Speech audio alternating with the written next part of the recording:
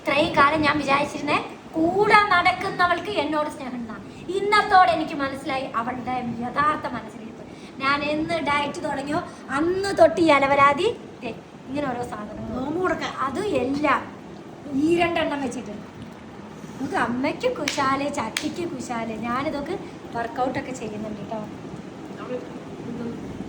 തിന്നാലാ കുശുമ്പ് അല്ലാതെ എന്താണ് കുശുമ്പ്.